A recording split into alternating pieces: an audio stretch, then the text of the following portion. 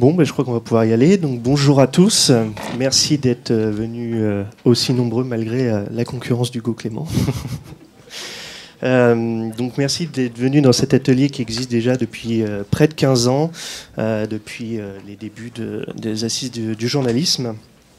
Donc, un atelier qui montre que malgré les difficultés, la presse écrite est encore bien vivante. Et il y a encore de nombreuses initiatives qui se lancent chaque année. Aujourd'hui, on vous en a sélectionné 4, même 5. Donc d'abord, on a Macha Minot, rédactrice en chef des médias de Mouvement Up. Bonjour. On a aussi Mathieu Pays, rédacteur en chef de Fritz. Hervé Poirier, rédacteur en chef d'Epsilon. Éric Descouty, rédacteur en chef de Franc-Tireur. Et nous avons j'ai oublié ton prénom. Sheima Deb du Futur Média Natura Science. Alors juste avant de commencer, un petit mot, parce qu'on devait avoir normalement la présence de la déferlante. Mais ils ont finalement décidé de ne pas participer en raison de la présence de Nicolas Hulot aux Assises. Donc, cette décision elle intervient à la suite de la publication du livre de Jean-Michel Apathy, qui revient notamment sur le traitement médiatique de l'affaire Hulot et du manque d'intérêt de la presse sur ce sujet, ce que les rédactrices en chef jugent comme un fiasco journalistique, et que participer reviendrait à entériner l'impossibilité pour notre profession d'enquêter sur ce genre d'affaires. Enfin, elle souligne que le non-lieu pour prescription obtenu par Nicolas Hulot, il conviendrait d'interroger le fonctionnement de la justice et ses biais sur les questions de genre, de race et de classe sociale afin de mieux considérer la parole des victimes.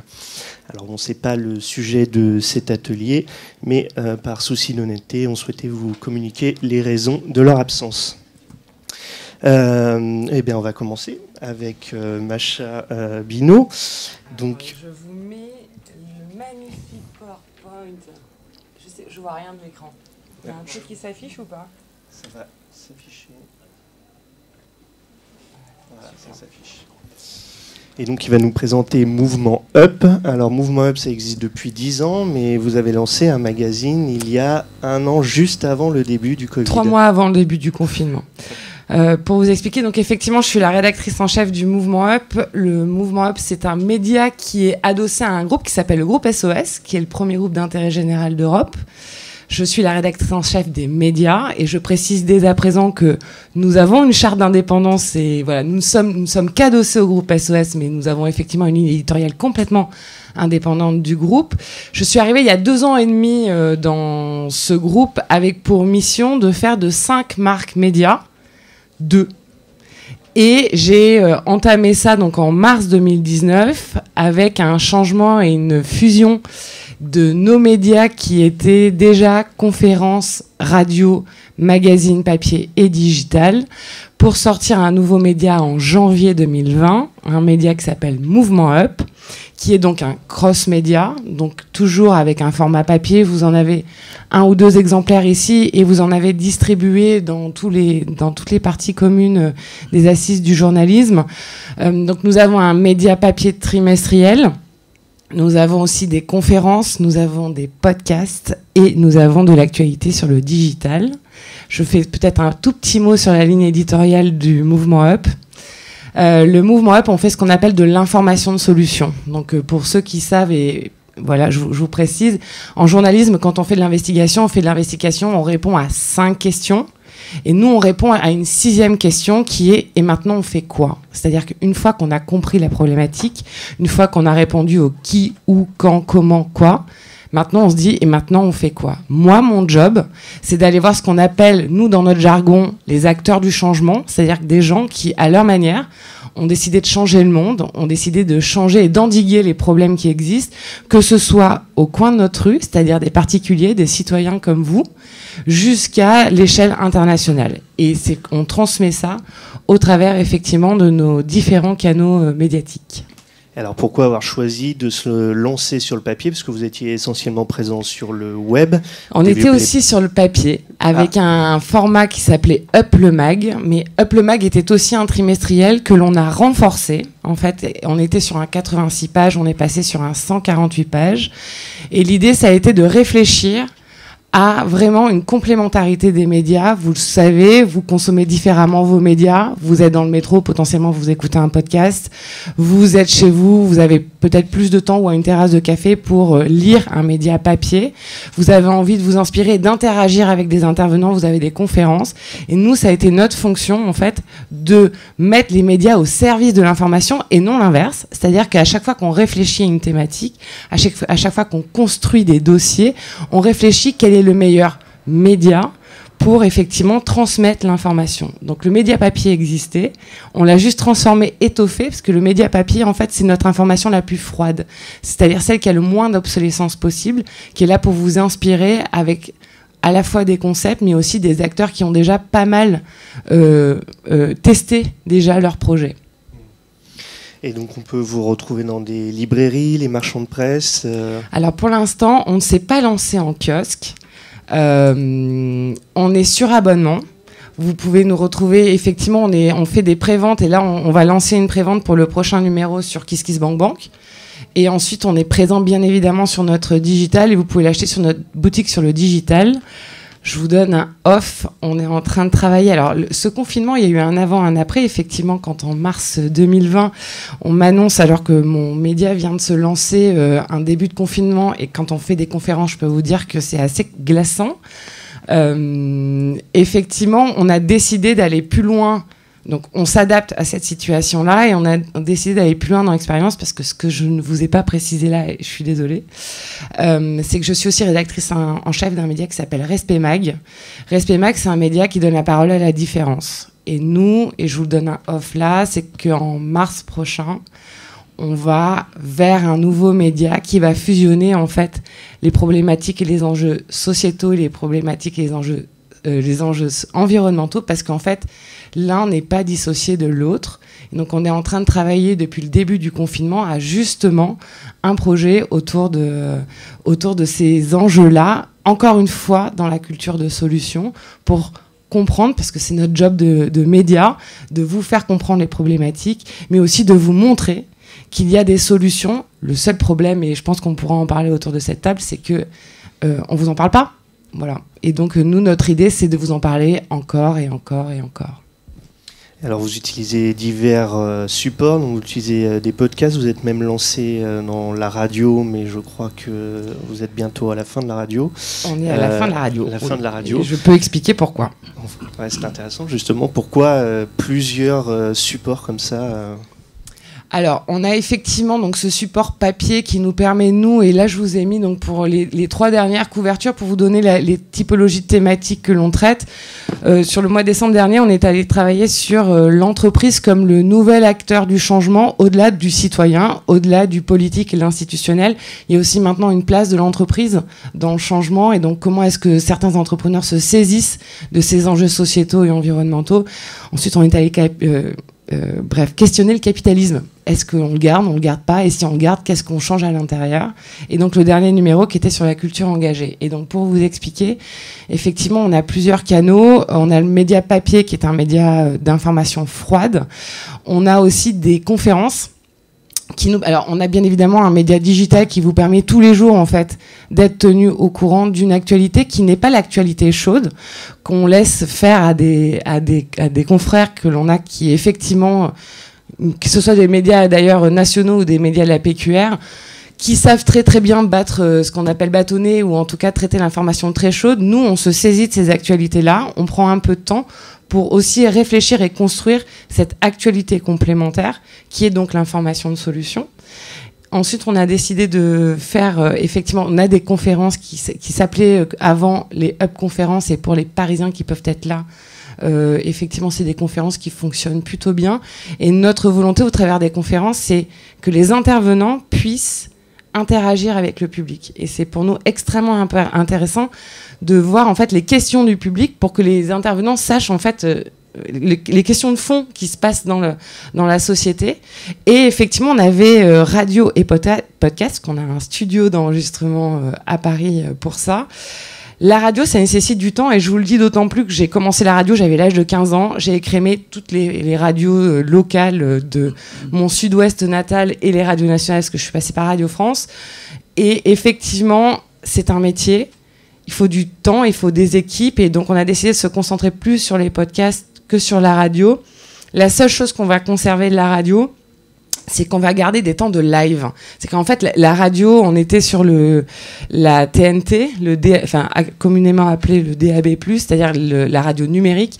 Vous avez la FM et vous avez maintenant la radio numérique. On a décidé de sortir de ce système-là, mais par contre, j'ai décidé de garder le live en continuant à faire effectivement des appels à auditeurs pour, encore une fois, aller traiter avec des experts en direct et pas nécessairement en physique, parce qu'on voudrait toucher le plus gros du territoire français, sur des problématiques, les questions que vous posez, qu'on puisse les poser sans filtre à des experts pour vous donner des réponses, en tout cas des bouts de réponses. Et on n'aura jamais comment vous dire, on a l'humilité de dire qu'on amène des solutions. C'est-à-dire qu'il n'y en a pas une unique que l'on soutient, mais on en amène plusieurs pour deux raisons. C'est que pour moi, le changement, ça passe par des petits pas, et qu'on ne devient pas un ayatollah de l'environnement, on ne devient pas quelqu'un d'extrêmement engagé immédiatement. C'est comme une course de fond, en fait. Et la deuxième chose, c'est que les solutions, en fait, il n'y en a pas une nécessairement meilleure que les autres. Et donc, on ne se donne pas, nous, l'autorisation de dire vraiment, il y a une solution, il y a une réponse à un problème. On amène des réponses pour que vous sachiez, et que ensuite vous saisissiez de celles qui vous intéressent, et pour que, en fait, vous repreniez votre rôle et votre responsabilité de citoyen dans ce changement. Et alors, sur une question un peu plus d'organisation, vous êtes combien à Mouvement Up, combien il y a de journalistes Alors, Mouvement Up, on est à l'heure actuelle, il y a 5 journalistes, il y a 3 personnes à l'équipe événementielle, et à l'équipe radio, il y a 1 personne pour le moment, plus moi. Donc déjà une petite structure, mais c'est comment Une petite structure, exactement, mais on travaille avec pas mal d'équipes de journalistes. En fait, moi, ma priorité, comme on est basé à Paris, et mon enjeu aussi, c'est d'avoir des remontées d'informations sur les territoires, c'est qu'on est en train de créer, depuis 2 ans, depuis que je suis arrivée, un maillage, en fait, sur les territoires, où je travaille régulièrement avec des journalistes qui me disent, écoute, moi, sur mon territoire, il s'est passé ça, il y a ça, il y a tel acteur, je pense que ça vaudrait le coup qu'on fasse un portrait sur lui, qu'on explique un peu qu'est-ce qu'il est en train de développer, quelle est son action, qu'elle soit tant sociale ou environnementale. Et nous, pour le coup, on est le porte-voix de ça. D'accord, merci Macha. Donc on reviendra après un peu pour échanger. Alors, maintenant, on va s'intéresser au régional de l'étape. S'il y a des Tourangeaux ici, je pense que vous le connaissez. C'est Fritz, donc, qui est un magazine d'actualité locale pour les enfants, avec Mathieu Pays. Bonjour. Bonjour. Donc, comment vous avez eu l'idée de vous lancer là-dedans, sachant que vous venez déjà de la PQR, vous étiez auparavant à la Nouvelle République à Tours. Donc, pourquoi vous êtes lancé dans cette aventure? C'est vrai que la question mérite d'être posée, parce que nous, on a fait un pari qui est quand même qui peut paraître risqué, qui peut paraître un peu audacieux. C'est-à-dire qu'on a décidé de faire un journal papier déjà, dans une période où on sait que le papier est quand même remis en question dans les usages, et en plus un journal payant. Donc qui est financé par ses lecteurs. Donc évidemment, pour répondre à votre question, en fait c'est une idée qui a mûri déjà d'une réflexion. Vous avez dit, moi je viens de la presse régionale, la presse locale. C'est le cas de mon associé avec qui on a créé ça, qui était également dans la presse locale. On travaillait ensemble. Et en fait, il y avait une réflexion qui court dans les rédactions locales depuis longtemps. Comment on peut faire évoluer, on parle pas de réinventer, on n'en est pas là, mais comment on peut faire évoluer la façon de traiter l'actualité locale, de traiter le terrain, de traiter l'actualité la plus proche. Et on sent bien, on le sait, que c'est une des choses que la presse régionale a le plus de mal à faire, à évoluer dans ses pratiques, même si elle le fait, mais ça se voit pas toujours. Donc c'était la première raison, comment repenser en fait l'actu locale. Et puis la deuxième raison, c'est comment imaginer une actu qui puisse s'adresser directement aux enfants. est-ce que les enfants seraient pas la première porte d'entrée vers les futurs consommateurs d'informations qu'on doit tous être. C'est en gros, les réseaux sociaux, les écrans sont tellement présents, sont tellement là, que peut-être il serait temps, enfin on était même au-delà du peut-être, il est temps sans doute d'imaginer une espèce d'école de l'information et que ça doit commencer à l'enfance. Et c'est pour ça qu'on a pris ce choix-là, qu'on a fait ce choix-là, avec des partis pris effectivement très forts. Donc pas d'écran en termes d'information, c'est-à-dire que nos informations ne passent pas par les écrans. On est présent sur les réseaux sociaux, on est présent sur le net, mais uniquement à destination des parents. Et quand on s'adresse à nos lecteurs, qui sont nos lecteurs qui sont les enfants, ben là on est uniquement sur le papier. Donc c'est pour ces deux raisons-là. Et puis aussi voilà, c'est un concept qui n'existait pas en tant que tel. Il y a de la presse, on a vu avant dans la conférence précédente, il y a de la presse bien sûr pour enfants, mais il n'y a pas de presse locale spécifiquement pour enfants. Alors justement, pourquoi s'être limité au local? Parce qu'on imagine que c'est déjà suffisamment compliqué pour les adultes d'expliquer l'information locale, mais pour les enfants, ça l'est probablement encore plus. Alors, pourquoi se limiter au local?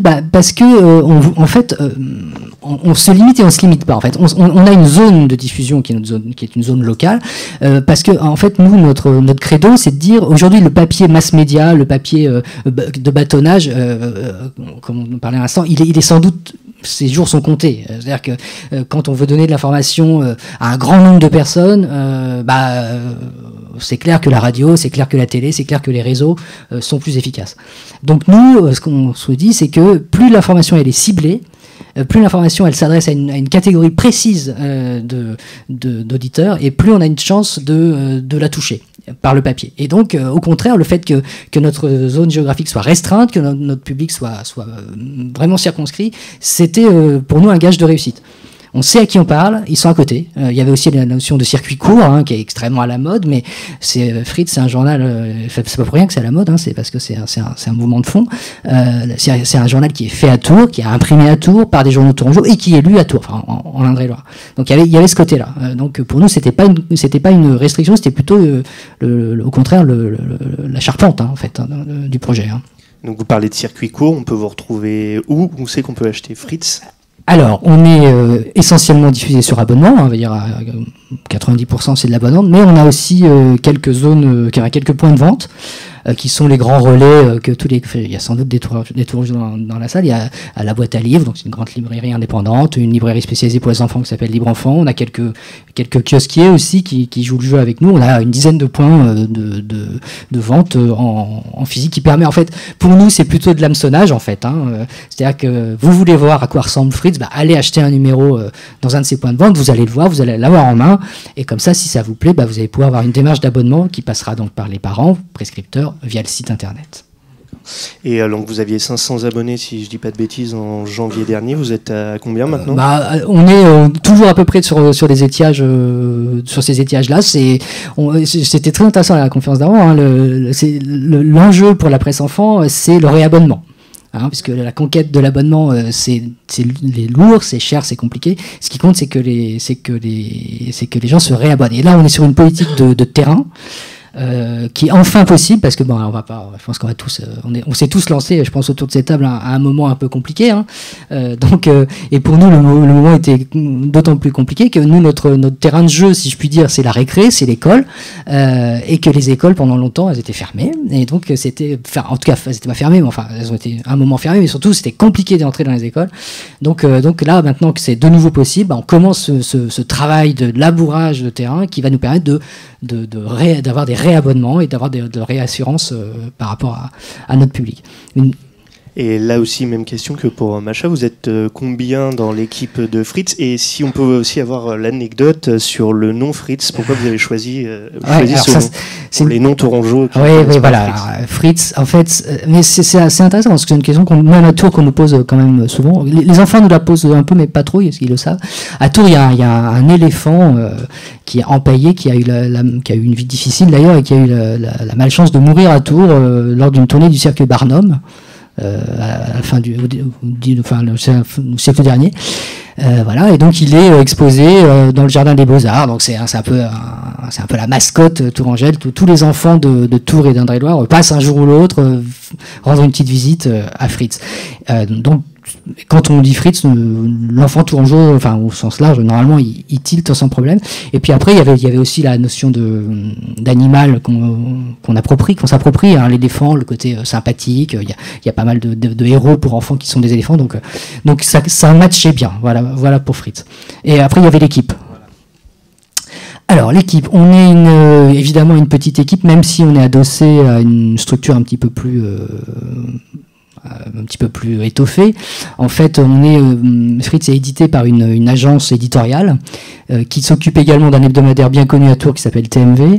Dont on gère la rédaction. On travaille aussi avec des groupes comme Centre France ou la Nouvelle République pour créer des contenus. Donc il y a une équipe assez. Mais sur Fritz spécifiquement, il y a 3 journalistes. On est quatre, dont 2 en permanent et 2 pigistes. Voilà. Okay. Et une graphiste qui fait le journal tous les 15 jours. D'accord, merci. Alors maintenant on va passer à un autre magazine, un mensuel Epsilon que j'imagine beaucoup ont entendu parler vu le contexte de création. Alors ça a été finalement une aventure au début un peu inattendue, j'imagine, parce que vous attendiez pas forcément à quitter Reworld Media où vous travaillez pour Science et Vie. Donc, comment vous est venue l'idée de vous relancer dans la presse scientifique ? Oui, non, c'est sûr qu'il y a un an, le Epsilon n'existait pas dans notre tête, et donc on a totalement improvisé cette affaire. C'est vrai que ça s'est passé un peu. Moi, j'ai été très surpris. J'ai fait 20 ans de Science et Vie. J'étais le directeur de la rédaction et voilà, je me suis pris la porte dans le nez assez violemment fin août, et j'ai compris que c'était la fin de ma petite aventure à Science et Vie, et je suis parti avec un peu de soulagement aussi, parce que c'est fatigant comme métier quand même. Mais 2 mois après, il y a la majorité des journalistes de la rédaction qui a suivi, c'était des différents éditoriaux, en particulier sur l'indépendance de la maîtrise éditoriale sur le site. Ça a été le casus belli, même s'il y avait des questions de moyens aussi qui étaient un peu compliquées. Voilà, Reworld Media, je ne sais pas si vous connaissez l'entreprise, a une exécrable réputation. Moi, j'ai eu la naïveté de croire que l'on pouvait travailler ensemble, donc j'ai vraiment cru que ça allait être un beau mariage. J'ai fait beaucoup pour que l'équipe reste, pour qu'une partie de l'équipe reste à Science et Vie quand ils ont acheté. J'étais déçu finalement. J'étais déçu qu'ils soient à la hauteur. Finalement, j'ai trouvé de leur réputation. Donc, on s'est quitté pas en très très bons termes. Et je me suis retrouvé dans mon canapé. C'était pas désagréable après 20 ans de travaux un peu fatigants. Mais rapidement, il y a eu une rencontre avec un autre éditeur qui rêvait de réinventer Science et Vie. Lui, il était un lecteur de Science et Vie depuis qu'il avait 10 ans et il essayait de racheter Science et Vie, mais il réussissait pas. Donc, il m'a contacté en me disant: est-ce que ça t'intéresse d'essayer de créer un nouveau journal? Moi j'ai dit non. J'étais bien dans mon canapé, mais rapidement, c'est vrai que vu que beaucoup de collègues qui formaient le cœur de la rédaction étaient aussi assez en colère contre l'éditeur et ont eux aussi claqué la porte, c'est très compliqué de former une équipe. Il a fallu 20 ans pour la former. Il faut des compétences complémentaires. On avait 170 ans d'expérience de journalisme scientifique. C'était un peu gâché si tout ça partait dans la nature et explosait. Donc, je me suis levé de mon canapé. J'ai dit, allez, essayons. Et donc, à partir de début février, on a fait une course de fond, ou plutôt un marathon sprinté, pour pouvoir sortir avant l'été un magazine qu'on a essayé. On a essayé de faire quelque chose de différent. Il ne s'agissait pas de faire un plagiat ou Donc on a essayé de faire un magazine de science qui ne s'intéresse pas à la science, qui ne fait pas de pédagogie, qui n'essaye pas de vulgariser, qui essaye de prendre à rebours tous les codes de la presse scientifique. Donc on a essayé de faire un magazine qui était coloré, par exemple, jaune, solaire, lumineux. On a essayé de ne pas s'intéresser à la science. En se disant, la plupart des journaux scientifiques, quand un sage montre la Lune, regardent le doigt du sage, font le portrait du sage, le parcours du sage, interrogent le sage, s'intéressent aux outils de la connaissance, aux moyens de la recherche, à l'éthique de la recherche, à l'épistémologie. Nous, on a essayé d'être beaucoup plus bêtes. On a vraiment l'ambition d'être plus bêtes que nos lecteurs, et c'est une grande prétention d'essayer d'être à ce point bête que quand le sage montre la Lune, nous, on essaie de regarder la Lune avec une certaine bêtise, de dire c'est vrai que la Lune, et alors qu'on sait bien que la Lune est une construction de scientifiques aussi, il y a on peut pas la regarder sans que le sage nous l'indique. Donc on est fiers d'interroger 90-100 scientifiques par numéro, mais on s'intéresse pas aux scientifiques, on s'intéresse pas à la science, on s'intéresse à l'incroyable chose que font les scientifiques, qui est de regarder le réel. Et le réel a beaucoup plus d'imagination, beaucoup plus de violence, beaucoup plus de radicalité, beaucoup plus de beauté, beaucoup plus de sources d'émerveillement que tous les romans, que tous les scientifiques, que tous les autres, que tous les humains quelque part. Donc on essaie de pas être humaniste, par exemple. On s'intéresse pas à l'homme. On s'intéresse à cette incroyable chose dans laquelle les hommes vivent, qui est le monde réel. Et on essaie d'être un journal d'émotion avant d'être un journal de savoir. On ne veut pas accumuler de la connaissance. On veut convaincre que vivre dans ce monde-là, c'est une source permanente d'émotion, que ça soit de la stupeur, de l'émerveillement, de la peur, de la crainte, de la colère, du doute. Donc voilà, c'est sur ces projets, c'est sur ces émotions un peu, ces phrases un peu vagues qu'on est parti. Donc avec la rencontre avec un éditeur qui nous a donné des garanties d'indépendance et de moyens. Donc c'est UHM, Unique Héritage Média, qui était l'éditeur de Fleurus, qui était plutôt spécialisé dans la presse éducative, et qui, voilà, on a fait un lancement qui a été plutôt réussi, au sens où on est parti sur Ulule, une plateforme donc de crowdfunding, où on a cherché des soutiens, ou plutôt des préabonnements, des gens qui aveuglément, sur notre bonne tête, étaient prêts à s'abonner. Et on a réussi une très bonne campagne Ulule. Ça a été plus de 45 000, si je dis pas de bêtises, prévente. Ulule a des façons de compter qui sont toujours un peu compliquées à suivre. En fait, c'était 25 000 abonnements, mais ils comptaient double quand tu t'abonnais 2 ans, donc les comptes étaient. Mais on a eu la plus grosse campagne Ulule. On a décroché la plus grosse campagne Ulule depuis leur création. Donc ça a été un succès qui nous a un peu réjouis. On était convaincus, que la presse papier a un grand avenir, que le journalisme, après être passé devant les avocats comme métier le plus haï de France, un peu loin encore des politiques, mais le ressentiment envers le journalisme a quelque chose qui a beaucoup monté depuis 30 ans. On est convaincu qu'il y a un retournement de situation, qu'il va y avoir il y a une réhabilitation de ce métier-là, et une des bases d'Epsilon, c'était la fierté journalistique, de dire on fait un métier incroyable, on a intérêt à être transparent, à montrer comment on travaille, parce que les gens, plus que jamais, ont conscience qu'ils ont besoin de journalistes. Trump a fait beaucoup de bien pour le journalisme.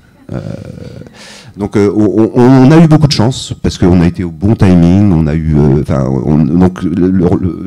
je pense que des magnifiques journaux se lancent et ne trouvent pas leur public. Nous, on s'est lancé, on a trouvé un public pour l'instant. Donc là, on est à 40 000 abonnés maintenant.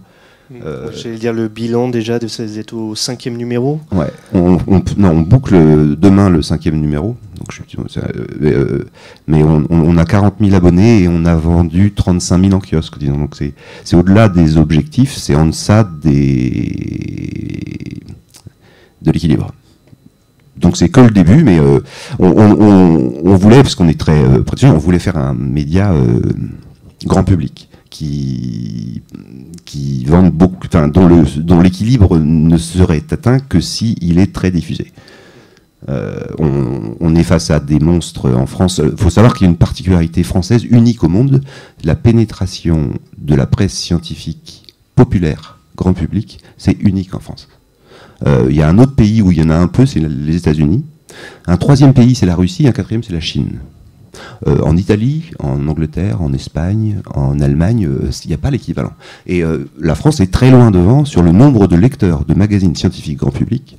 Il n'y a pas d'équivalent. Et on a les deux plus grands magazines scientifiques populaires d'Europe, qui sont Science et Vie et Science et Avenir, qui caracolent à 150 000 abonnés. Donc moi, je ne cache pas que on est concurrents. Donc on a encore... je suis peut-être un peu agressif, mais on a un petit peu... Enfin, moi, j'aimerais bien leur piquer leurs abonnés, bien sûr. Il y a de la place pour tout le monde. Il y a de la place pour tout le monde, et puis il y en a aussi des magazines qui... Un magazine, c'est un être vivant qui naît, qui meurt. Nous, on a envie de durer 100 ans. Comme Science et Vie. Comme Science et Vie, qui a 110 ans, ouais. Et c'est un combat, et nous, on est convaincus, comme disaient les intervenants dans la session d'avant, que c'est sur il n'y a pas d'autre moyen d'indépendance que l'intérêt du lecteur. 93% du budget, c'est le lecteur qui le paye. Et il n'y a pas d'avenir si on n'est pas intéressant. Donc le seul défi qu'on a, après le défi du lancement, maintenant, c'est le défi d'être intéressant. Et c'est un modèle qui est hyper sain, parce que plus on sera intéressant, plus on aura de moyens, plus on aura de moyens, plus on sera intéressant. C'est un cercle vertueux qu'il s'agit d'enclencher. Pour l'instant, j'ai l'impression qu'il est en cours, que le numéro 5, c'est mieux que le numéro 4, et que le numéro 1232 sera mieux que les précédents. Et donc là aussi, vous êtes une petite équipe, vous êtes combien de journalistes, combien construisent les numéros d'Epsilon? Alors moi, je trouve qu'on est une petite équipe, mais on est quand même 14.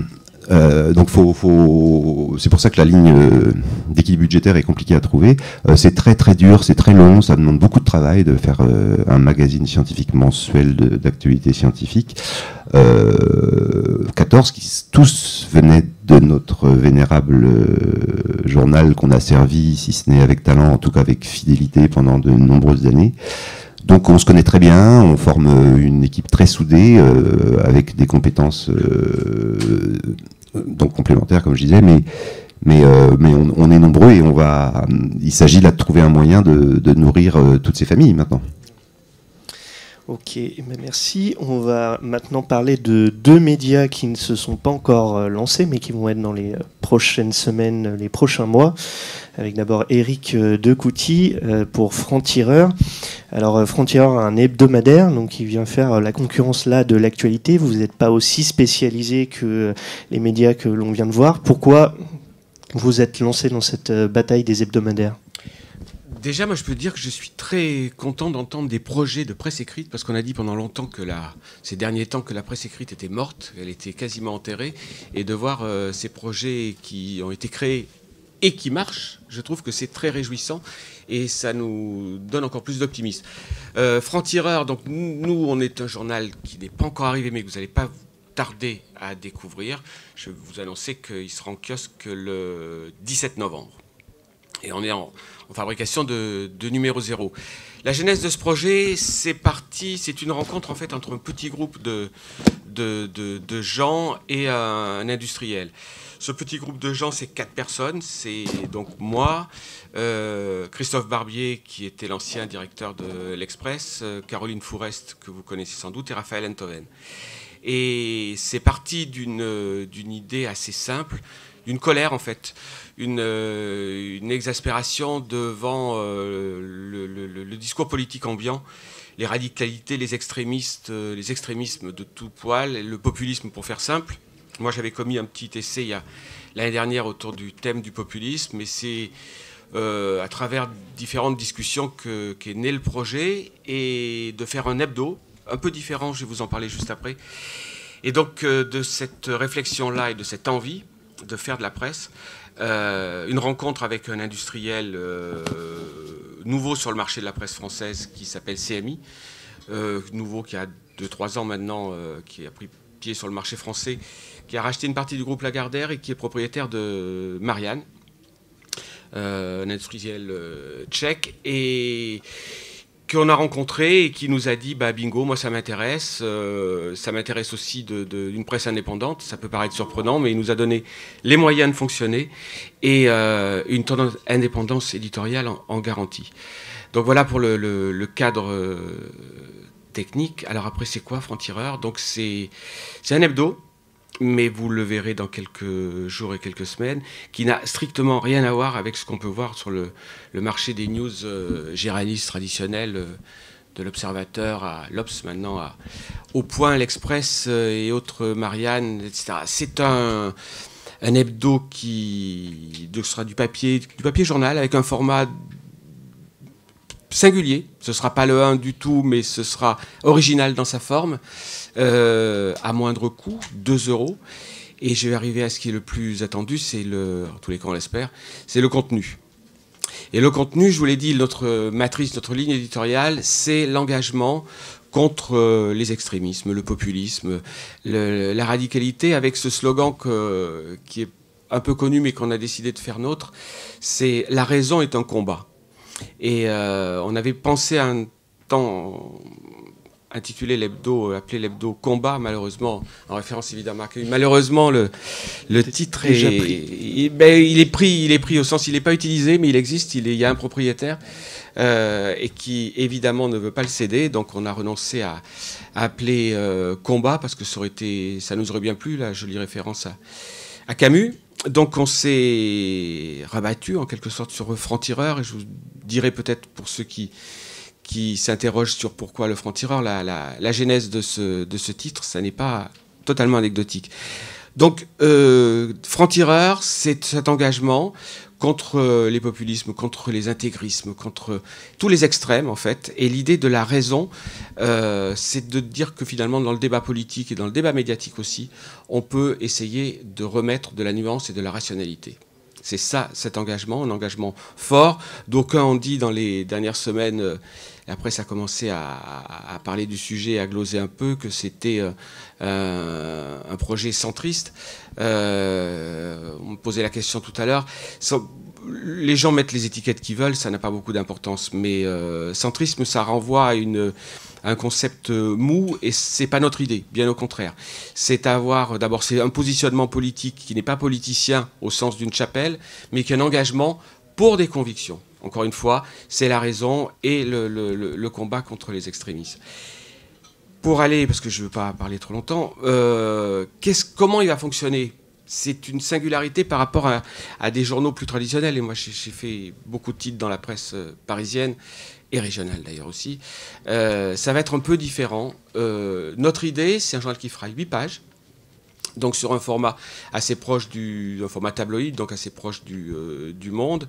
La couverture, ce sera un dessin, un édito en dessin, toutes les semaines. Ce ne sera pas de texte, il y aura un édito dessous, mais là, la couverture forte, ce sera un dessin. Ensuite, 2 pages qui seront les 2 pages principales, les 2 pages d'ouverture sur les 8. Et ces 2 pages, on a décidé de les offrir, c'est pas le mot qui convient, de les proposer à des gens qui ne sont pas forcément journalistes.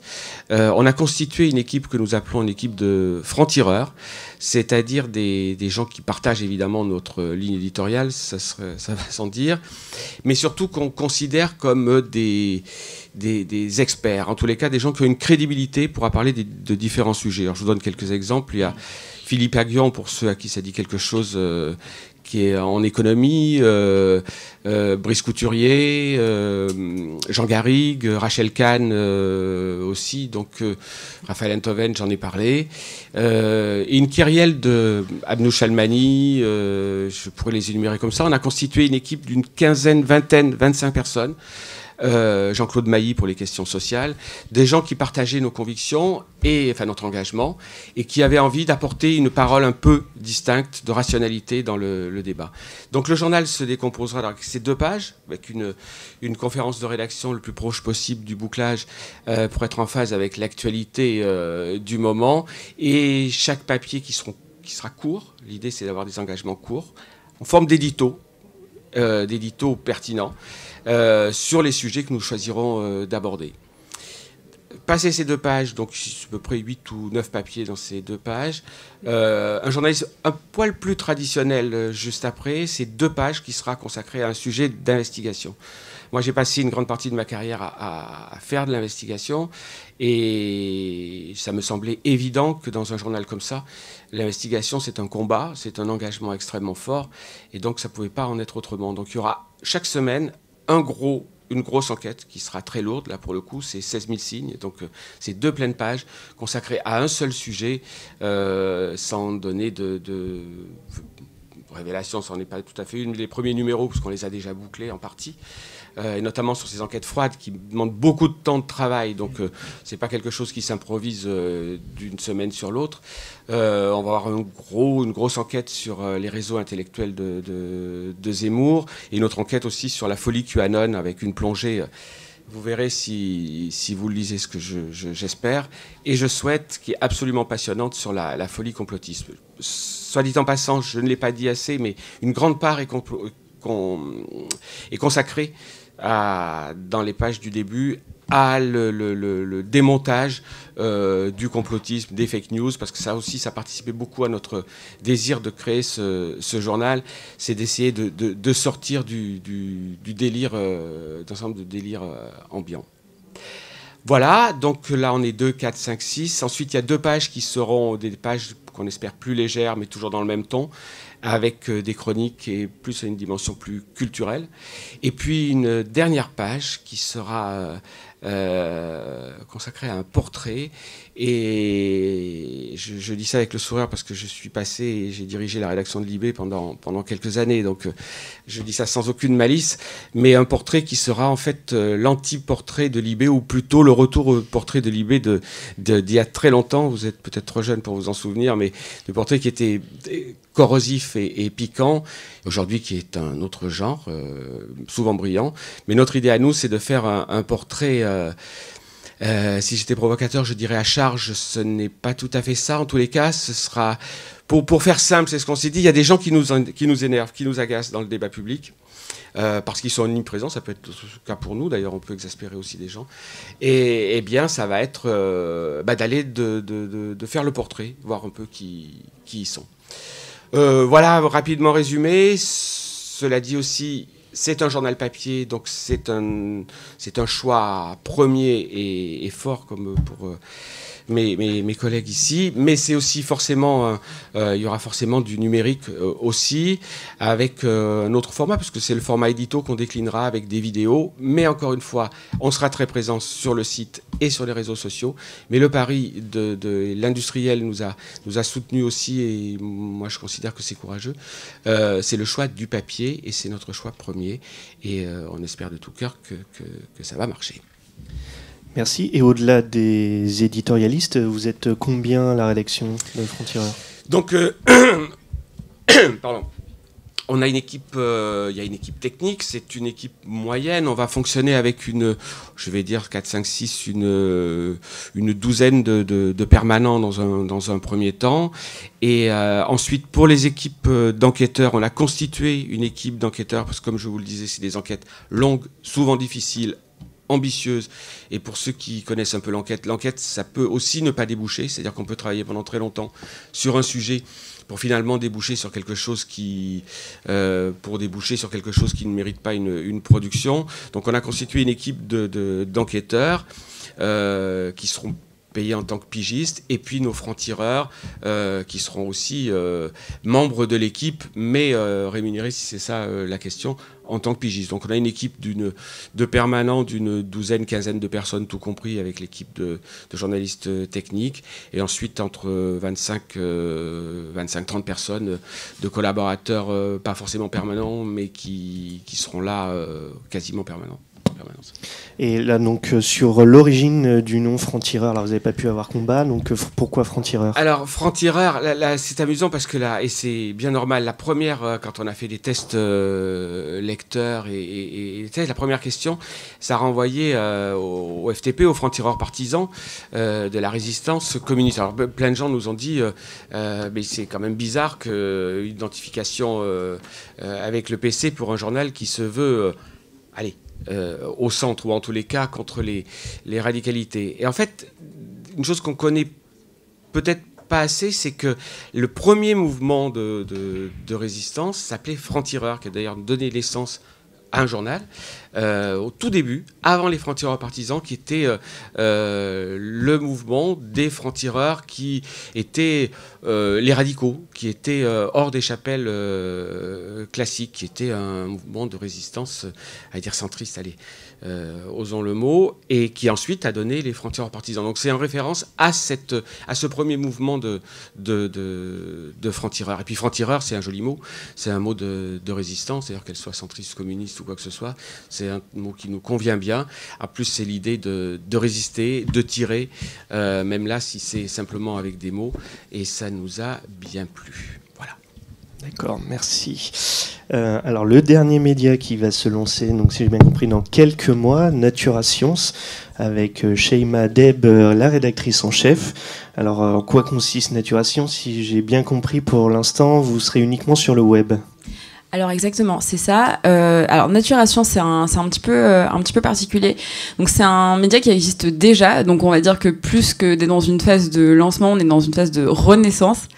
Et donc c'est un média qui existe depuis une dizaine d'années déjà, qui traite d'écologie. Voilà, qui tourne autour des sujets d'alimentation, d'énergie, d'environnement, de la conservation de la biodiversité, du bien-être animal, enfin donc tout ce panel-là. Et en fait, donc comment tout ça a commencé? Il y a une dizaine d'années, mon collègue Mathieu Combe a décidé de fonder ce média parce que il était ingénieur chimiste, donc pas du tout dans le monde du journalisme, et en fait il devait faire des analyses sur pour voir combien de polluants il y avait dans l'eau. Et pour faire ça, il devait prendre des petits morceaux de plastique, les mettre dans l'eau pour concentrer les polluants dessus. Et il s'est dit, mince quand même, c'est un petit peu bizarre, enfin, est-ce que en mettant mon plastique dans l'eau, est-ce que j'ajoute pas justement moi une pollution dans l'eau que je suis en train de tester? Et donc, de manière assez naïve, quelque part, il s'est dit, bon, bah, ok, ce que je vais faire, c'est que je vais commencer à chercher des infos. Et comme il est paradin, il s'est dit, je vais pas les chercher que pour moi, je vais commencer à les mettre sur le site et écrire mes articles comme ça. Je l'ai rencontré quelques années plus tard, à un moment où moi, pareil, je venais pas du tout d'un monde, je venais pas du tout du monde scientifique. J'ai une formation très très littéraire à l'origine. Je suis passée par des rédactions comme Nice Matin par exemple, donc j'ai fait de la PQR, donc j'étais pas forcément très connaisseuse des sujets d'écologie quand j'ai commencé il y a quelques années. Et c'est arrivé en fait à un moment où autour de moi il y a eu beaucoup de personnes de mon entourage qui ont été touchées par des maladies diverses et variées, cancer, diabète, asthme et compagnie. Et à ce moment-là, je me suis dit, mais il y a des choses dans notre environnement qui font qu'on doit s'intéresser à ça et on doit avoir de la connaissance sur ces sujets-là parce que malheureusement, ce que j'ai constaté autour de moi, c'est que les personnes commençaient à se renseigner, à se questionner sur leur environnement, leur alimentation, leur exposition à la pollution, par exemple aux perturbateurs endocriniens, au moment où malheureusement elles sont déjà atteintes par les maladies. Et donc je me suis dit, bon Shaima, c'est pas possible, ça peut pas durer comme ça, il faut que tu fasses quelque chose. Mais bon, avec mes petits bras, j'avais à peine 25 ans, je pouvais pas faire grand chose. Je me suis dit, bon, bah à mon échelle, qu'est-ce que je vais faire? Ok, je vais rejoindre Mathieu, et avec la même bienveillance et naïveté qu'il a eu au moment où lui il a commencé à écrire sur ces sujets scientifiques, je me suis dit, ok, je vais faire la même, et je vais commencer à aller, même si j'ai pas le gros background scientifique, je vais aller poser mes questions de manière très simple aux experts, aux scientifiques, donc que j'ai besoin d'interviewer pour justement passer cette info là. Et aussi on a fait ce chemin ensemble, et on a la chance de pouvoir faire des conférences, donc d'aller à la rencontre de nos lecteurs, d'un public qui est sensibilisé aux questions d'écologie, et on s'est rendu compte qu'il y a des sujets qui nous, en ayant journalistes, en ayant le nez dans le guidon, à force d'échanger avec des experts, avec des scientifiques, de lire des rapports, de voir ce que dit voilà telle étude, tel congrès par exemple, des infos nous paraissent évidentes. Et même sur des sujets aussi basiques que le recyclage des plastiques, on se disait ok, c'est bon, voilà, il y a 25% des plastiques en France qui sont recyclés et c'est pas plus et c'est comme ça. Et on s'est rendu compte qu'à chaque fois qu'on donnait ce chiffre, les gens se décomposaient devant nous et nous disaient mais comment ça ? Mais pourquoi je mets ça dans ma poubelle jaune alors et qu'est-ce que ça devient ? Et donc là, on s'est dit ok, alors il va falloir qu'on aille plus loin. D'où la renaissance dont je parlais tout à l'heure. On s'est dit qu'il faut qu'on aille plus loin, il faut que on simplifie encore plus ce qu'on est en train de raconter et qu'on arrive au fait en fait. Faut on entend parler d'urgence climatique, de dégradation de la biodiversité, de risques sur le vivant et toujours cette échelle. À l'horizon 2030, à l'horizon 2050, à l'horizon. Et en fait, on oublie que c'est comme si c'était un interrupteur qui allait s'allumer en 2030 et qui allait tout de suite, subitement faire basculer notre monde dans un cataclysme du jour au lendemain. Et en fait, c'est pas ça. Les problématiques, elles commencent déjà aujourd'hui. Donc, on s'est dit, ok, on va prendre le truc à bras le corps. On va lancer une nouvelle formule, donc qui sera en ligne dès février 2022. On va lancer un abonnement qui est, du coup, c'est à notre tour de faire une campagne de crowdfunding sur Ulule, qui vient de commencer, et donc on va essayer de questionner ces sujets d'écologie avec un axe beaucoup plus concret. On va se demander, ce monde de 2030, il faut qu'il soit comment ? Il faut qu'il soit plus respectueux de la biodiversité. Il faut qu'on arrive à une vraie réduction des émissions de gaz à effet de serre. Ces choses-là, on les fait comment ? On a remarqué aussi qu'il y avait beaucoup de fatalité chez les gens qu'on rencontre, un sentiment d'isolement aussi, moi je suis chez moi et je fais ici, même si je recycle mes petits plastiques et que si j'achète bio, je suis tout seul, et en fait non, c'est notre volonté avec cette nouvelle formule de Natura Science, c'est vraiment de montrer qu'il y a une communauté qui est là, qui est mobilisée, qui est présente autour de ces sujets d'écologie et de climat. Et ce qu'on souhaite également, c'est élargir un petit peu cette vision de cette société idéalisée ou idéalisable de 2030, on l'appelle comme on veut, en laissant une plus grande place aussi aux sujets culturels, faire parler à des artistes, voir quels sont leurs engagements, qu'est-ce qui les pousse à s'engager, qu'est-ce qui les touche, parce que les sujets, ce monde-là, ce monde de 2030, ça va pas être qu'un monde de scientifiques, d'experts et de sachants. Ça va être le monde de nous tous, et il faut qu'on s'en saisisse tous. Et pour ça, on va donc il y aura donc sur internet des articles. On fait déjà de la vidéo, on essaye d'en faire davantage encore. On va aller à la rencontre des personnes qui agissent déjà aujourd'hui pour penser ce monde de demain. Donc voilà, s'il y a des initiatives, s'il y a des élans qui se créent, des groupes qui se forment. Et aussi, je vous le balance comme ça, hein, c'est un peu du off aussi, comme on disait tout à l'heure. On réfléchit à sortir un podcast. Donc là, l'idée est toute neuve et toute fraîche, donc je vous la donne comme ça. Et dans les prochaines semaines, il y aura certainement plus d'informations à ce sujet. Et alors, vous êtes une petite équipe, vous êtes combien ? Et est-ce que donc vous allez vous lancer aussi sur le papier après les podcasts et Internet, ou ce sera uniquement en ligne ? Alors, le papier est mon grand rêve. J'ai énormément de respect pour la presse papier. Je trouve que le magazine est un objet extrêmement noble que je nous souhaite de pouvoir atteindre. Aujourd'hui, on est 6 journalistes dans l'équipe de Natura Science.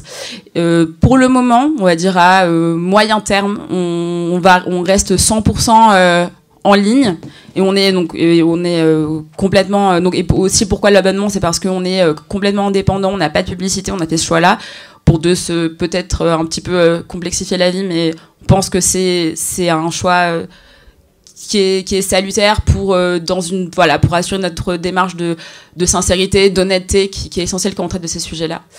Et donc pour le moment ça reste sur Internet. D'accord, merci. Alors j'avais juste une question, on peut relever quand même un point commun, à l'exception peut-être de Franc-Tireur. Vous êtes quasiment tous lancés sur des campagnes de financement participatif, notamment Macha sur votre prochain projet. Pourquoi c'est important maintenant de passer par le financement participatif? On a vu le succès pour Epsilon.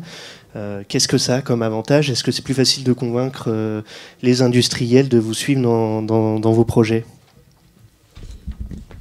Je ne sais pas si c'est un avantage, si je puis me permettre. En tout cas, c'est un excellent test. C'est-à-dire que nous, on a commencé, donc on sort là le numéro 8, on a commencé les premières campagnes de crowdfunding, donc plus précisément de prévente pour nous, parce qu'on est dans la régularité, depuis décembre 2020. Sincèrement, pour nous, c'est plus un test et c'est presque un produit d'appel, en fait, et pour voir, en fait, si ça agit auprès de notre communauté. Donc, nous, on a une communauté qui fait 250 000 personnes. Donc, on regarde, en fait, s'il y a un intérêt là-dessus. Et pour voir aussi si auprès de l'autre public, parce qu'on en parlait très bien, il y a une question d'entre-soi. C'est-à-dire qu'au bout d'un moment, l'information, je pense que le gros enjeu de tous les médias, c'est d'aller acquérir et conquérir de nouvelles communautés, quel que soit le message qu'on veut diffuser. Et pour nous, c'est surtout un produit, ça nous permet de savoir si le sujet va plaire ou pas. Voilà. Justement, Éric de Coutty, vous ne faites pas cette démarche, vous en faites plutôt de manière plus traditionnelle avec un éditeur important. Oui et non, c'est-à-dire que oui, effectivement, on a le soutien financier, donc c'est essentiel évidemment, mais on a néanmoins lancé, pour rejoindre ce que vous disiez, une campagne de préabonnement qui nous permet, qui démarre là, et qui va y avoir un grand lancement, un lancement plus fort à partir du 6 octobre, donc de mercredi prochain, qui va nous permettre aussi de sortir de cet entre-soi et de voir, d'essayer déjà de toucher d'autres publics et de voir aussi si le projet, ça remettra pas forcément en cause notre projet, mais en tous les cas, ça peut nous amener à réfléchir davantage, de mesurer un peu quel est l'impact a priori de ce projet. Donc, ça n'est pas du crowdfunding, mais c'est une campagne de préabonnement qui a la vertu de mobiliser des lecteurs et aussi de voir si l'idée qu'on veut défendre a quelque impact. Et Mathieu Pays, vous, c'est la même façon, vous avez fait un financement participatif, mais à plus petite échelle. Alors à partir de quel moment on se dit ça va fonctionner ou il y a une appétence pour notre média? Alors c'est vrai qu'on se donne des seuils, on se dit ça serait bien qu'on atteigne. Bon, déjà, il y a le seuil que la plateforme nous demande de donner au départ. Donc quand on l'a atteint, on se dit c'est une bonne idée. Après il y a aussi un aspect sur le crowdfunding qui est intéressant. Là je parle plus pour peut-être dans la salle il y a peut-être des jeunes étudiants en journalisme ou des gens qui ont des idées, des envies de médias. Quand on est souvent entre journalistes, on est souvent on n'est pas forcément entouré de financiers ou de gens qui vont poser des questions comme ça. Faire une campagne de financement participatif, ça oblige en fait à se poser un certain nombre de questions que des journalistes entre eux ne se posent pas toujours. Et là, c'est-à-dire, est-ce que mon média il va être rentable? Comment il va être rentable? À qui il va s'adresser? Comment je le présente? Comment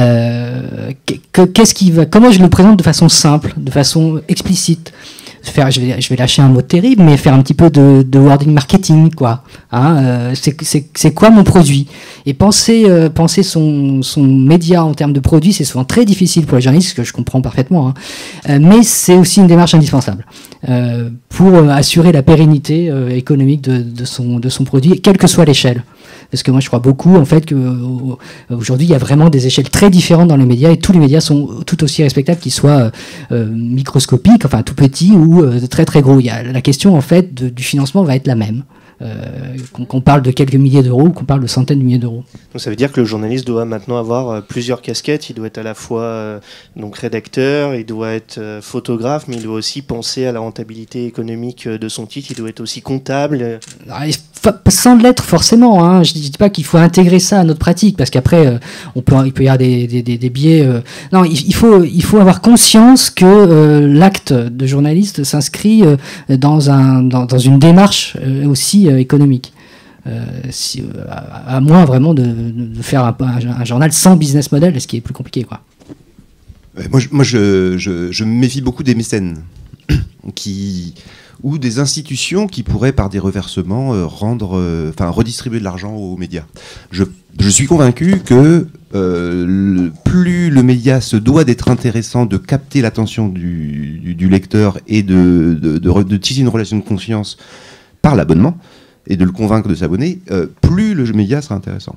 Donc nous, on est vraiment parti dans l'idée de dire notre indépendance, qu'on a un peu racontée dans notre histoire sur Ulule et qu'on défend avec fierté, elle n'est pas basée sur un industriel qui a de l'argent, elle n'est pas basée sur des soutiens institutionnels, elle est basée sur un nombre de lecteurs qui va rendre le journal rentable. On sera indépendant si l'actionnaire principal s'enrichit avec Epsilon. Je ne vois pas d'autre option d'indépendance, et s'il s'enrichit, c'est-à-dire qu'on va être intéressant. Donc moi, notre guide d'indépendance, c'est d'être intéressant, en fait. Donc on avait été contacté par des grands groupes de presse pour...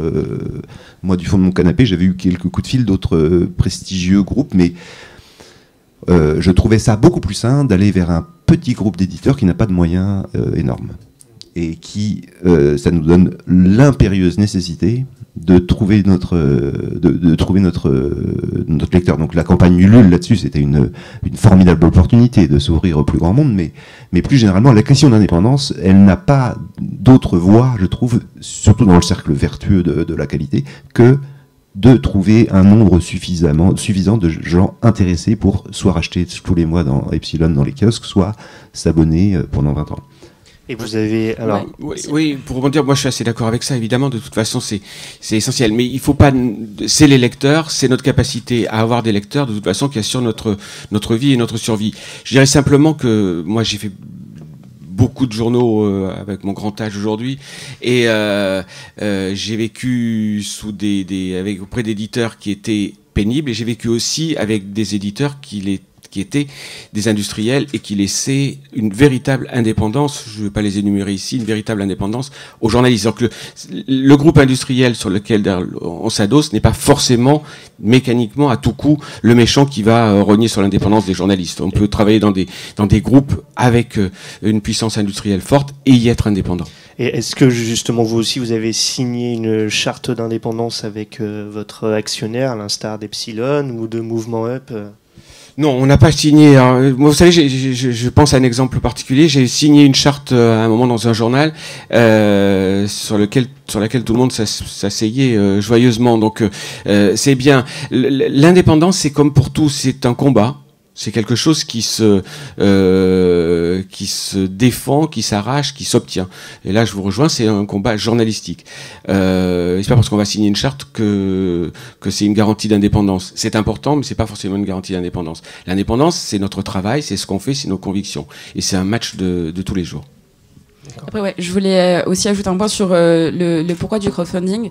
Il y a un autre point qui est assez essentiel dans ce type de campagne, c'est que ça nous permet à nous journalistes d'ouvrir un petit peu les portes de nos rédactions et de montrer la machine, le fonctionnement, et de montrer qu'en fait on n'est pas juste à un nom en bas en bas d'un papier qui signe un papier, mais montrer notre mécanique, notre intention. C'est aussi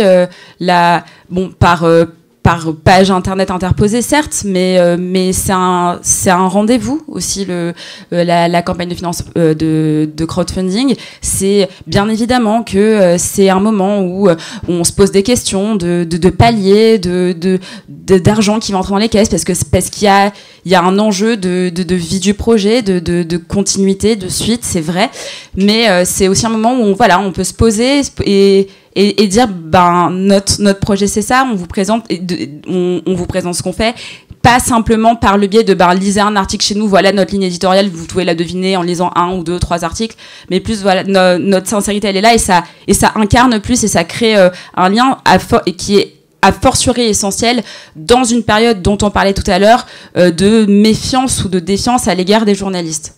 Et alors, comment l'inscrire sur la durée? Parce que là, on parle de financement participatif, donc il y a une relation forte avec le lecteur, ou le potentiel lecteur. Mais ensuite, une fois que le média est lancé, comment on conserve justement ce lien avec le lecteur et cette transparence sur la manière de travailler? Alors ça, c'est un challenge, ça prend du temps, mais c'est un temps qui est essentiel. Je peux parler que de ce qui se passe chez nous, je peux pas parler pour les autres, mais nous chez Natura Science, on essaye d'accorder beaucoup de soins aux relations sur les réseaux sociaux. Par exemple, on a une communauté qui est présente sur ces différents réseaux, Instagram, Facebook, Twitter. Donc passer par là, c'est essentiel. Parler aux gens, aller au moment des événements, être à l'écoute des sujets qui remontent. Là, par exemple, on a un lecteur qui nous a écrit en nous disant, bah voilà, moi j'étais en vacances en Dordogne et puis le fleuve où le cours d'eau, pardon, où j'ai passé toute mon enfance, je l'ai vu polluer comme jamais. Prendre ce temps malgré la charge de travail qui est au-dessus de nos têtes, prendre le temps de lui répondre, de voir ce qui se passe là-bas, de prendre en compte ce qui se passe, parce que c'est ce terrain, surtout sur les sujets qu'on traite, est essentiel à prendre en compte. Donc nous, le pari qu'on fait, c'est celui-là. Peut-être, oui, Hervé Poirier.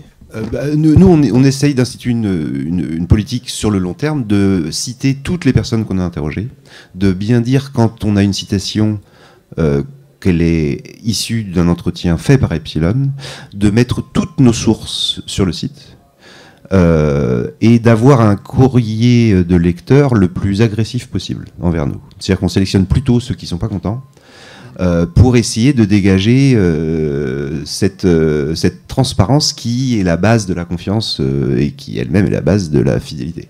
Donc on est convaincu que ce métier qu'on fait, dont on est assez fier, on trouve que c'est un superbe métier et qui va être réhabilité, on est convaincu qu'il gagne à être montré.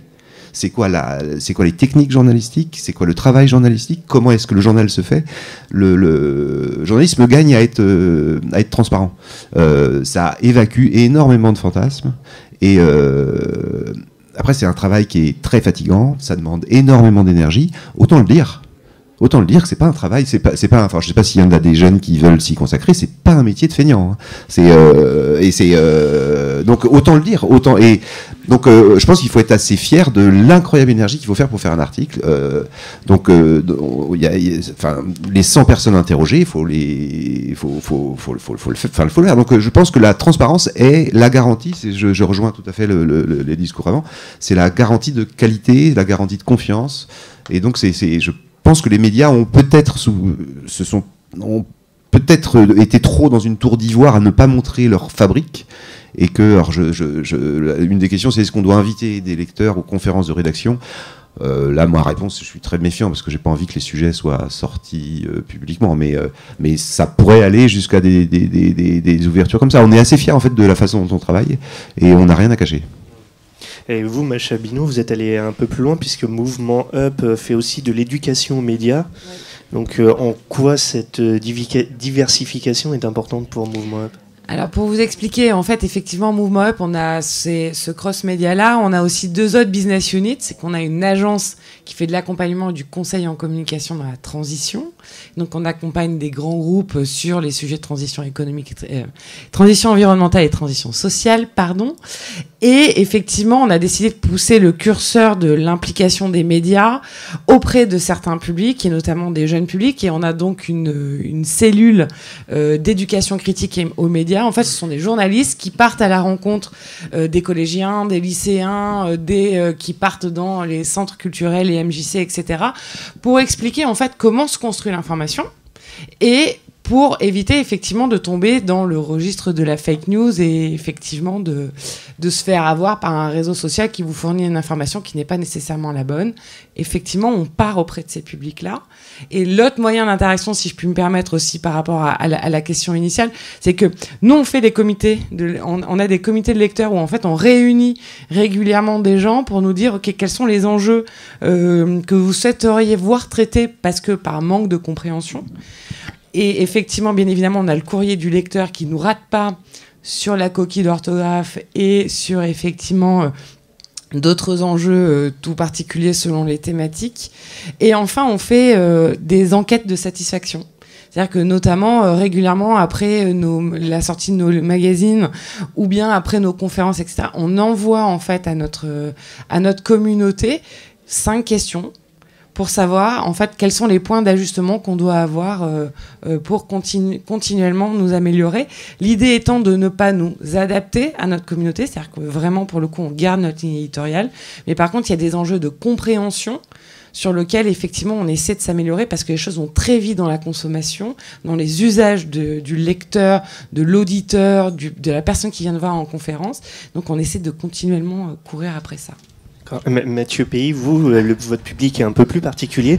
Ouais. Alors comment on montre le travail d'un journaliste à des enfants de 8 ans? En fait, ça prolonge tout à fait ce qui a été dit. Alors nous, on les invite pas à des conférences de rédaction. On fait mieux, en fait. On va dans les classes. On est en train de se mettre en place, là. Pour tout vous dire, on vient juste avant d'un premier contact dans une école pour mettre en place, en fait, des ateliers. C'est plus que des ateliers, hein. On va faire des journaux avec les enfants. C'est-à-dire qu'en fait, on prend un Fritz, enfin, on prend pas un Fritz, on dit voilà, on amène le concept de Fritz dans une école et on leur dit, bah, c'est vous qui allez le faire. Et donc, avec nous, bien sûr, hein, mais donc, du début donc, de la conférence de rédaction dans la classe, hein, avec les enfants qui amènent leur sujet, sur lequel on va avoir un débat contradictoire, voilà, jusqu'à la rédaction. Donc, du coup, ça nous permet d'aborder des sujets du type, c'est quoi une information, c'est comment on la construit, comment on la vérifie, c'est quoi nos sources, les gens qu'on va voir, qu'on interviewe, etc. Comment on l'écrit, hein, donc, comment on passe d'un texte scolaire qu'on peut écrire raconte-moi tes vacances à donne-moi une information lisible par un lecteur, comment on l'enrichit, chapeau, etc., etc. Et puis après, comment on la met en page. Donc on va faire la mise en page en partie, on la finira quand même chez nous après, mais on va faire une partie de la mise en page dans l'école. Et après, impression, et les enfants ont le journal dans les mains. Parce que faire... surtout quand dans les jeunes générations, enfin quand les gens sont jeunes, mais faire soi-même, écrire quelque chose, et c'est là en fait qu'on se rend compte qu'on peut pas écrire n'importe quoi. C'est quand on l'a fait, parce que je pense que tout le monde ici, il y a sans doute beaucoup de jeunes journalistes et des journalistes très expérimentés autour de moi, mais c'est quand on a écrit un article et qu'on pèse réellement le poids de ce qu'on a écrit. Et parce que le lendemain matin ou la semaine suivante, c'est en vente, c'est lisible et on a le retour. Et donc, et ça, cette expérience-là, je pense qu'il faut vraiment la mener, l'expérimenter. Donc c'est ça qu'on a mis en place. Et là, on est très heureux parce que ça démarre vraiment de façon très concrète ici à Tours. Alors avant de passer aux questions, juste un dernier point que je voulais aborder, on n'a pas beaucoup parlé de fond, mais il y a aussi la forme. On voit que maintenant la forme est de plus en plus réfléchie. Comment on adapte la forme à l'éditorial? Comment mettre en valeur le fond? Par exemple, Epsilon, c'est quelque chose de très travaillé. Vous avez fait des choix de couleurs. Comment on réfléchit tout ça? Ça a commencé par une décision qui est de culture anglo-saxonne, pas du tout en France. C'est que la directrice artistique est rédactrice en chef. C'est une journaliste, elle a la carte de presse et ses outils sont en effet des palettes de couleurs, des maquettes, mais elle est en train... l'idée c'est qu'on a une seule histoire à raconter, on a quelqu'un qui est à l'édition pour la titraille, on a quelqu'un qui est à l'écriture pour l'enquête, on a quelqu'un qui est à la photographie, il y a quelqu'un qui est au dessin et il y a quelqu'un qui est à la maquette. Tous ces métiers sont autour d'une seule histoire, mais la maquette est un métier journalistique. Et donc, on lui a donné les clés du camion. On est 4 rédac-chefs, en fait. Hein. Je ne suis pas le rédac-chef, je suis un des co-rédac-chefs. Et dans la culture anglo-saxonne, c'est assez classique que la direction artistique soit rédacteur en chef. Je crois que c'est un cas assez unique en France d'avoir une rédaction en chef. Donc c'est Yvonne Diraison qui était à Sciences et Vie. Et le parti pris dès le début d'Epsilon, c'est que ça devait être beau. La science, c'est beau. La science, c'est de la couleur. La science, c'est lumineux. Et donc ça a été un parti pris graphique dès le début. Là, on veut mettre les histoires au premier plan. Donc on a ôté plein d'attirails stylistiques, journalistiques, pour avoir une maquette beaucoup plus nue, beaucoup plus blanche. On a payé un papier assez cher parce qu'on voulait que le papier soit blanc. Donc en effet, on a beaucoup pensé à la forme, mais sans du tout se dire penser à la forme, c'est oublier le fond. Non. Le lecteur va être emporté par cette forme et ce fond pour avoir à la fin, au fond de son cerveau, une émotion. Pour moi, c'est le mot-clé du journalisme qui, dans les écoles, ne sort jamais. Et je ne sais pas si tout le monde sera d'accord, mais la matière principale du journalisme, c'est pas l'information, c'est l'émotion. Il n'y a pas une seule si l'information ne dégage pas une émotion, c'est pas une information. C'est soit je le savais déjà, soit ça m'importe peu. Donc on est un journal d'émotion, et l'émotion c'est aussi graphique. C'est l'émerveillement, ou c'est la complexité. On a des pages qui sont délibérément hyper chargées, d'autres délibérément hyper nues, parce que c'est dans l'intention éditoriale. Donc on a beaucoup travaillé la forme avec en se disant ça c'est du journalisme.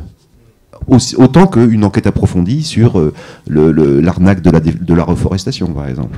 Où là c'est 2 mois d'enquête, mais derrière, après, la forme doit être au service de ça. Donc on est très à l'aise sur la question de forme, et on est fier que la directrice artistique soit rédactrice en chef.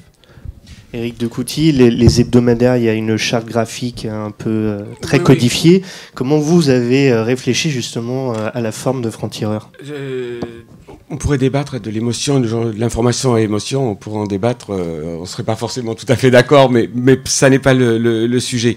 C'est la phrase de Victor Hugo, vous la connaissez peut-être, c'est la forme, c'est le fond qui remonte à la surface. Moi, j'ai toujours eu beaucoup de mal et c'est peut-être des raisons des échecs aussi de certains journaux, de distinguer la forme. On ne peut pas penser le fond indépendamment de la forme, et la forme indépendamment de le fond. Quand on a bossé pour Franc-Tireur, on a bossé avec un DA magnifique et brillant, mais il est associé partout. Un directeur artistique, c'est un journaliste. C'est-à-dire on pense ensemble. Lui, il a plus de connaissances que moi en termes graphiques, en termes d'image, mais on ne peut pas penser le fond contre la forme, indépendamment. On le pense ensemble. Et nous, quand on a réfléchi sur les petits formats, quand on parlait de l'enquête, par exemple, c'était une enquête au long cours, une enquête qui pesait, qui était donc forcément longue. Et là, on s'adapte à la meilleure façon de le présenter. Quand on est sur les petits formats, ce qu'on appelle les petits formats en tous les cas, les prises de position, les éditos courts du début, c'est plus ou moins court, et on travaille ensemble. C'est-à-dire que c'est une réflexion qui est commune. Moi, j'ai toujours eu beaucoup de mal. Je vais vous raconter une anecdote. C'était il y a très longtemps, Le Parisien, qui était Parisien libéré, qui finissait d'être libéré, c'était une catastrophe, et il y a un directeur de la rédaction qui s'appelle Noël Quedel, qui est arrivé, qui a tout cassé. Et il a cassé avec cette idée matricielle qui était de dire, je parle, ce qu'on a déjà dit tous ensemble autour de cette table, on parle à qui ? On parle pas à nous, on parle aux lecteurs. Qu'est-ce qu'on veut dire à nos lecteurs ? On pense ça. Et quelle est la meilleure façon de le dire ? Est-ce qu'on le dit de façon courte ? Est-ce de façon longue ? On pense la forme et le fond, tout ça pour dire que... Et ce journal a été une réussite parce qu'il a cassé ses codes, et il a pensé le fond et la forme en même temps. Et selon les sujets qu'on va traiter, il y a des sujets qui méritent plus d'espace, de présentation différente, mais... je ne sais pas si je suis bien clair, mais je ne crois pas qu'il faille. Alors après, le directeur artistique, il y a des gens qui ont du talent et qui vont rajouter du panache à un esprit, mais le fond et la forme, c'est la même chose. On ne peut pas les distinguer. Il me semble que les distinguer serait commettre une erreur. Mathieu Pays, peut-être avant qu'on passe aux questions. Ouais, non, alors chez nous, la directrice artistique, elle est carrément directrice de la publication. Donc là, c'est elle, c'est elle qui décide. Non, voilà. Mais effectivement, je rejoins complètement ce qui a été dit. C'est un pensée commun. C'est-à-dire que c'est le fond, la forme. Et j'irai même au-delà, parce que je ne vais pas répéter ce qui a été dit. La forme est extrêmement importante, mais elle induit aussi un ton. On n'a pas parlé ici de ton, mais c'est un peu comme dans un roman. Quand un roman, il y a une petite voix toujours. Un auteur, il a une petite voix. Un journal, c'est pareil. Il y a une petite voix, il y a un ton, et qui va avec la forme en fait. Et donc nous, évidemment, on a fait des choix qui étaient liés à l'enfance, couleur fluo, des codes hérités de tout ce qui peut parler aux enfants. Mais on a aussi adapté. Après, la conséquence, ça a été un ton à la fois sérieux, posé, mais adapté aux enfants, donc léger et simple dans l'énoncé. Et ce que je veux dire, c'est que ça, le mariage fond-forme va jusqu'à la façon d'écrire, en fait. Et sur ce point, si je peux ajouter un petit truc, et cette question de la forme, elle est d'autant plus essentielle sur Internet. quand on a un média en ligne, le sens de lecture de la page n'est pas forcément le même que sur le papier, déjà de une. Et de deux, le temps passé sur une page est extrêmement restreint, donc il n'est pas question de sacrifier du fond, donc la forme, le choix de la couleur, le choix de la mise en page, de la police d'écriture par exemple, est aussi effectivement essentiel pour rendre l'expérience du lecteur la plus agréable possible. Et effectivement, elle est essentielle. Sans ça, il y a plus de désirabilité et ça peut pas tenir. C'est pas possible. Est-ce qu'il y en a qui ont des questions? Oui. Oui, bonjour. Noé Girardin, je suis étudiant à l'école de journalisme de Cannes. Je voulais vous poser une question, équipe de Couty. Je prends un micro. Je vous entends. Oui, vous avez parlé donc de 2 €, 8 pages. Et dans ces 8 pages, 2 pages donc d'investigation, donc sur des formats longs qui demandent du temps. Comment financièrement vous en sortez pour payer 3-4 pigistes, je ne sais plus combien, sur des formats longs avec 2 € de vente, quoi. Et en plus, je rajouterais sans un gramme de publicité, parce que c'est la base aussi du fonctionnement. Alors, ce que je vous disais, c'est qu'on a la chance d'avoir un industriel, ça fait des garanties là, qui nous permet de fonctionner, de nous lancer, de démarrer en ayant des moyens, donc c'est un confort certain. Il nous offre aussi la promo, enfin il y a tout ce que peut apporter de positif un groupe industriel. Mais au bout du compte, c'était le deal qui a été passé avec lui, c'est il nous laisse, ce qui est énorme, 18 mois devant nous. Enfin, cela dit, si au bout de 3 semaines, on est à 200 lecteurs, je pense ou 200 acheteurs, je pense que ça n'ira pas très loin. Mais en tous les cas, on a la perspective de trouver un équilibre. Alors cet équilibre, c'est un équilibre comptable dans lequel je ne rentrerai pas là, mais qui est assez complexe. Mais on a entre 12 et 18 mois pour arriver à cet équilibre. Et d'ici là, c'est l'acceptation de la part de l'industriel, et qui n'est pas tout à fait un mécène, de notre fonctionnement et de travailler donc, sans gagner de l'argent. En tous les cas, c'est la crainte. On a 18 mois. Si dans 18 mois, on n'a pas cet équilibre, eh bien, on mettra la clé sous la porte.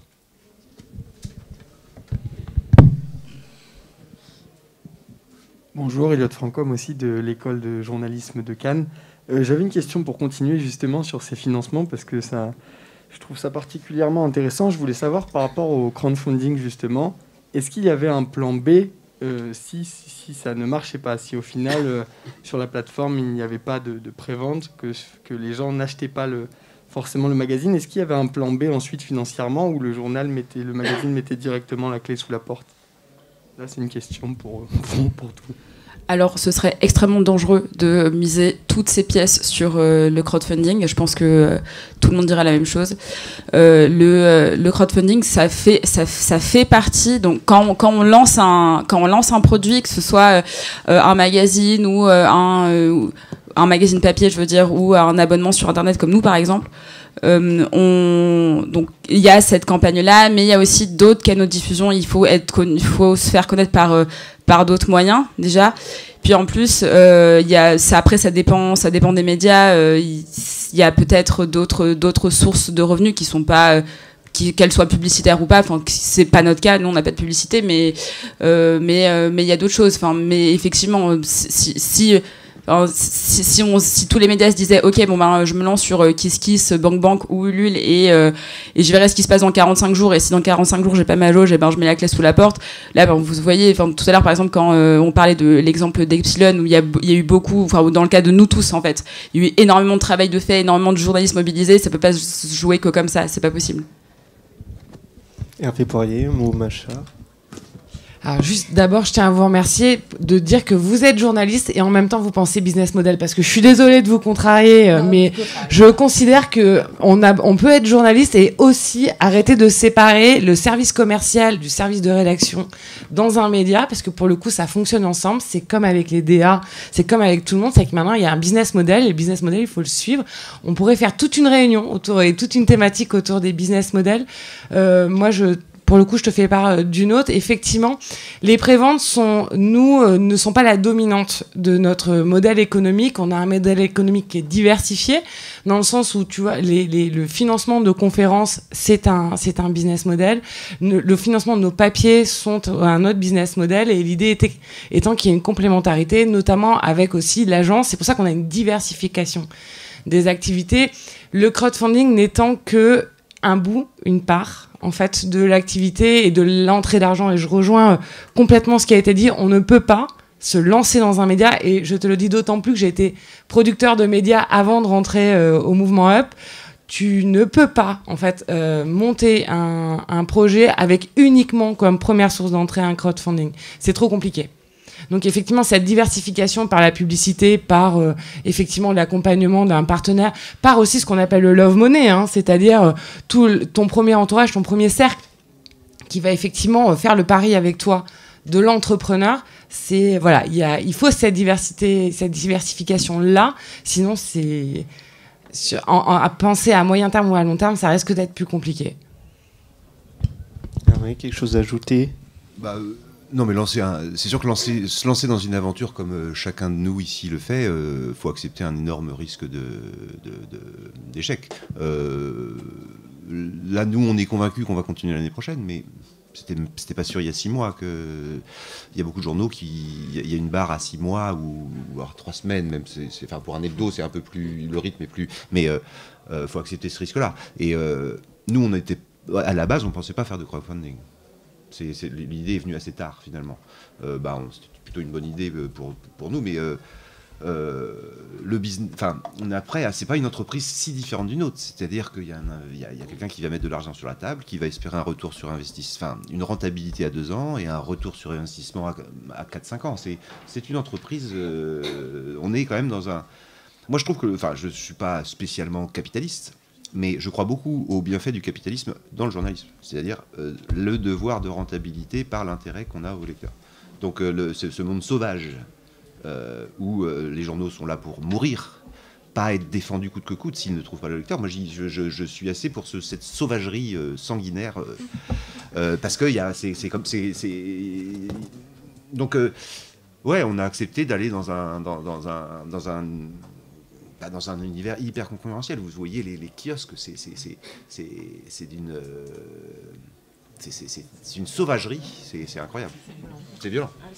Ouais, se rajoute aussi une dimension. Je ne sais pas si c'est vrai pour la presse scientifique ou en tous les cas une presse un peu plus spécialisée, mais pour la presse généraliste, avec une concurrence redoutable qui est celle des réseaux sociaux aujourd'hui, qui est je ne sais pas si vous êtes grand consommateur de réseaux sociaux. J'imagine pour les plus jeunes que oui, même peut-être pour les plus vieux, mais c'est une concurrence redoutable. Et il y a une confusion des genres. Il y a la concurrence des kiosques évidemment, mais celle des réseaux sociaux est encore plus sauvage, plus barbare. Et plus folle parce que c'est une concurrence à la limite dans les kiosques, c'est une concurrence entre pairs, entre journalistes, entre des gens qui font le même métier, alors que sur les réseaux sociaux c'est une concurrence entre des choses bizarres. On parlait tout à l'heure des fake news, mais c'en est l'illustration, entre des tuyaux qui font circuler des informations qui n'en sont pas et qui font croire qu'elles en sont, et qui deviennent des concurrents, qu'on le veuille ou non, à l'exercice de notre métier. Donc ça, c'est terriblement difficile et douloureux. Alors, on va pas pouvoir prendre plus de questions parce que notre retransmission sur Internet s'arrête, mais par contre, on pourrait continuer, pour ceux évidemment qui sont présents, à discuter avec nos intervenants s'ils sont d'accord, en aparté à la fin de cette conférence. En tout cas, merci d'être venus, merci aussi à vous d'être venus, et puis à l'instar de tous ceux qui sont passés par cet atelier avant vous, on vous souhaite une longue vie et plein d'années.